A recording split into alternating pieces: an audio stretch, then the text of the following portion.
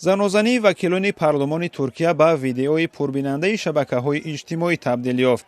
وکیلان زمانی به همدیگر در افتادند که پارلمان وضع یک وکیل زندانی را بررسی میکرد.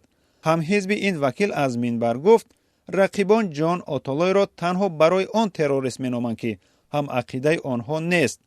اما بزرگترین تروریست ها کسانی هستند که در این کرسی ها نشستند. گفتن او سبب شد تا وکیل از حزب حاکم پرزیدنت اردوغان به او حمله کرد. این وکیل الپای اوزالان ستاره سابق فوتبال بوده خواست مؤلف سخنان احمد شیک را از حزب کارگران ترکیه به جای شناند.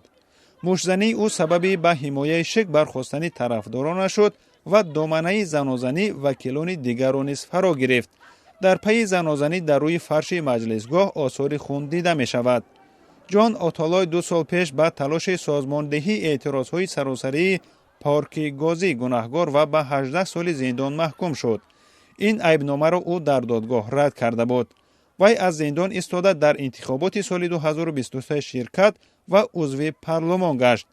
بعد از این پیروزی آتالای چند بار خواهان بیکار کردن حکم شد. ماه ایولی سال 2023 درخواست او را دادگاه عالی بازنگری ترکیه رد کرد و او از حق شرکت در کار پارلمان محروم شد.